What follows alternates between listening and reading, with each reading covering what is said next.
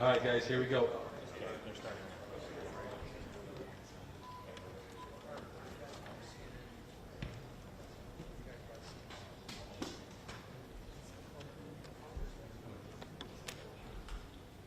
Okay, they're coming up. They're coming up. They're coming. Well, I mean, they said, "Okay, guys, here we go," but we're waiting. Let me just stay on the phone with you. But they're getting ready to. We'll see them come down the hallway. There's a bunch of photographers shooting them as they come down the hallway. Just stand by. Stand by. I'll tell you when they're. I'll tell you when they're coming up on the.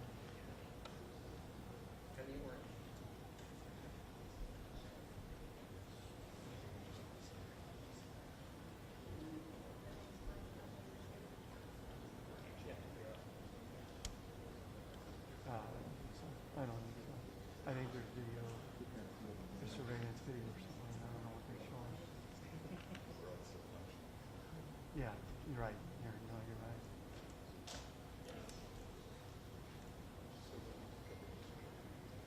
you hear any clicking?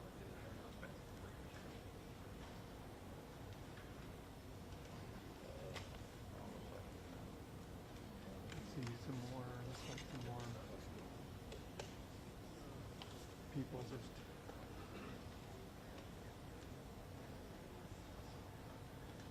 okay, well, I'll have Dan do it. so when I'm on the phone with Teja. I need you to get an extension cord to this library. What's that? Jay's freaking out that it's going to die. So we need an extension cord.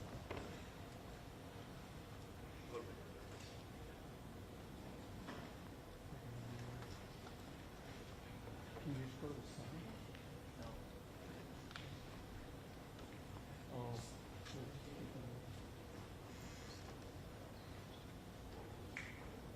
Oh, I see. Hold on just a second. I gotta tell him first. Dude, what are we gonna do? There's no way the extension cord is gonna reach around. Okay, this time it's a 2-minute warning. Okay, 2 now minutes. they're giving us a 2-minute warning. I'll 2-minute warning. Well,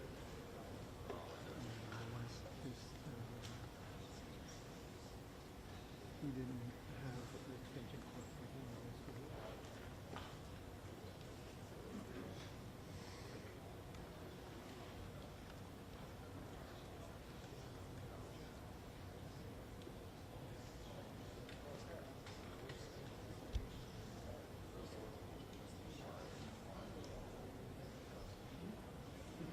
Okay, it looks like they may be coming down the hallway here.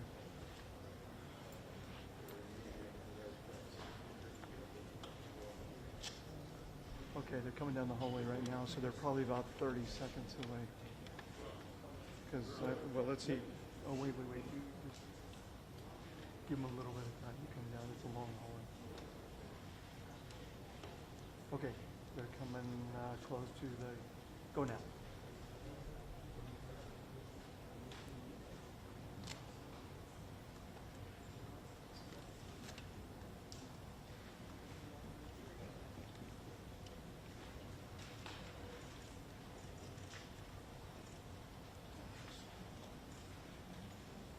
Did you make it?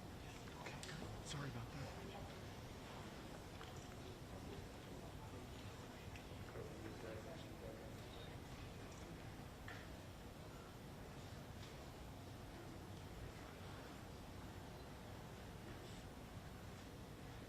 Hi, everybody. Thank you for being here today. My name is Hillary Kellner. I am the Communications Director for the Utah Department of Public Safety. This evening, we have FBI Director Patel, FBI Deputy Director Dan Bongino, Special Agent in Charge Robert Bowles, Governor Spencer Cox, Lieutenant Governor Deidre Henderson, and Commissioner Anderson, as well as, Commissioner Bo Mason, as well as some local partners here present with us today. Governor, we'll kick it off. Ladies and gentlemen, thank you for joining us here tonight. We appreciate the media and the partnership we have with you in helping us to get information out to the public so that we can catch this assassin and hold him accountable. We are going to share a portion of a video and that we have of the suspect, as well as some new stills. Those have already been released, but we want to make sure that they get as much attention as possible so that we can get help from the public in tracking down this evil human being. So we're going to cue up the video right now, show that. I've asked Commissioner Bo Mason if he would narrate to you what is happening in this video. Thank you, Governor. Bo Mason, Commissioner for the Utah Department of Public Safety. If you look up to the top left, you'll see the building where the shooter was proned out in the top left corner. We'll go ahead and play that video, and I'll narrate as we walk through that. So here you see that the suspect ran behind that upper building. He's going to come out on the right, moves to this far right corner. As he does, he's going to climb off the edge and then drop down to the ground. As he did that, he left some palm impressions. There's some smudges, some places we're looking to collect DNA. There's a shoe imprint where we believe the suspect is clearly identified as wearing Converse tennis shoes. Again, we'll replay that again so you can get another view of that.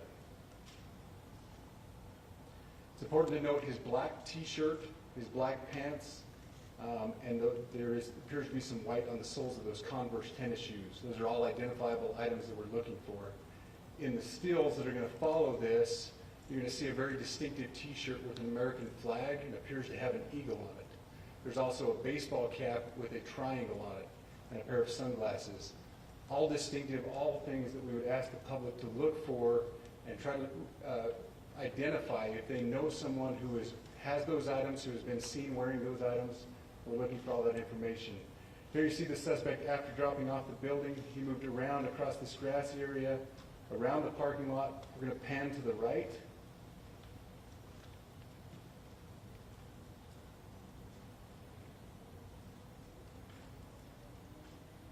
After he crosses the street, this is where he moves over into the wooded area. This is the video evidence that we utilize to track his movements and to locate that firearm in that wooded area following the discovery of this evidence. Good. You want to go to the stills? So here's the still photographs. I mentioned these have been enhanced. So these are slightly different than what we introduced earlier. Please pay close attention to the t-shirt. Like I said, very distinctive with that American flag and that eagle. The hat with the triangle and the sunglasses. If you'll go to the next picture, please. The backpack as well. All identifying features that we're hoping the public can help us identify and lead us to this suspect. Next picture. And again, there's a better picture of the hat with that triangle logo, and again the t-shirt. Blue jeans, and you get a good look at those Converse tennis shoes as well. We have pushed these out. We'll continue to push these out, and we just ask for the public's cooperation through the public. The tips that have been coming in are what are giving us our next leads and enabling us to continue to further this investigation.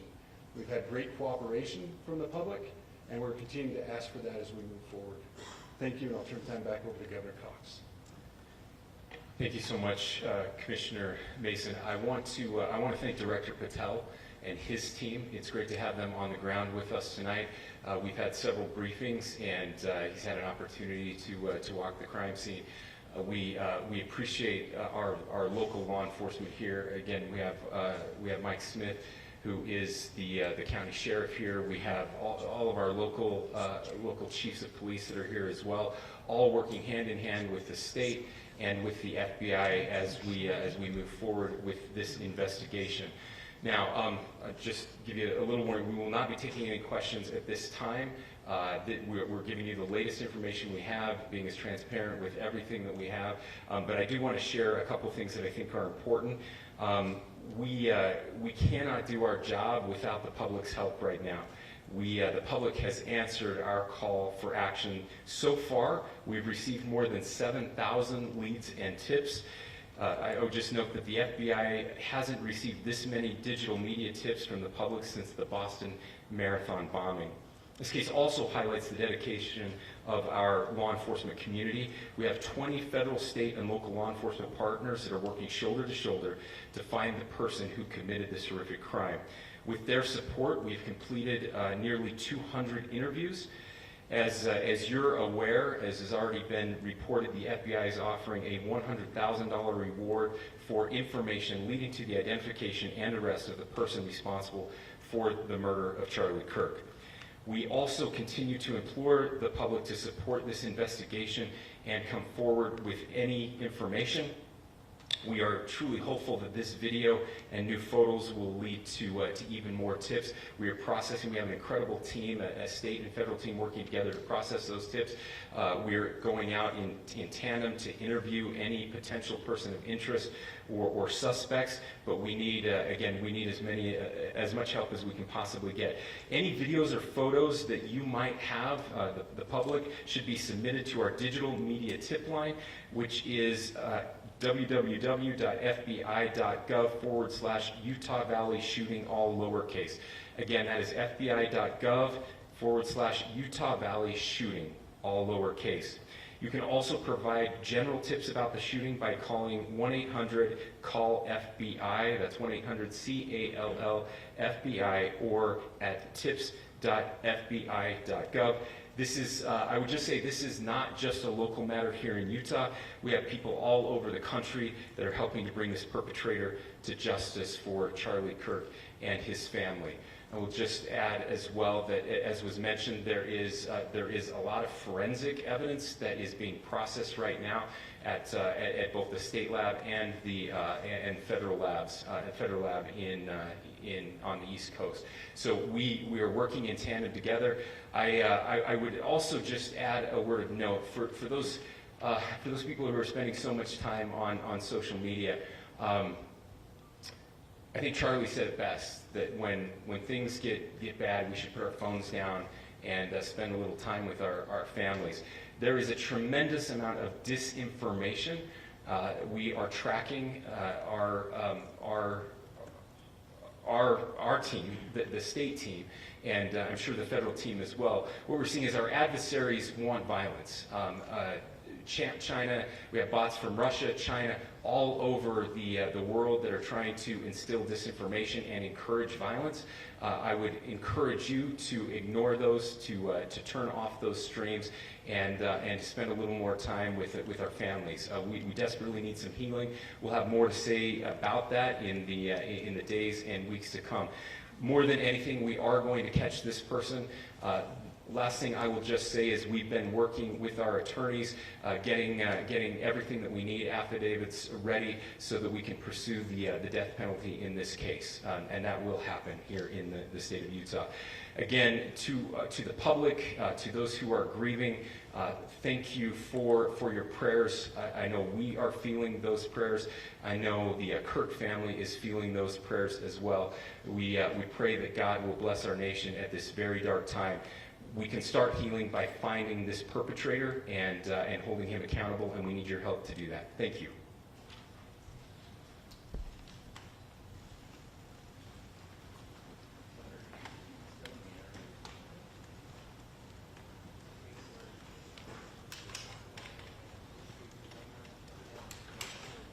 That's what I'm saying. Shoot the video. We don't care about the rest. Did they? I don't know. That's what he was saying. I'm just relaying them Well, all. I know. I was trying to zoom in on the video, but I want to make sure, because they're streaming it on digital, I want to make sure it looks nice. Are they streaming on digital? The desk, I would assume it is. Hey, Mr. Chairman.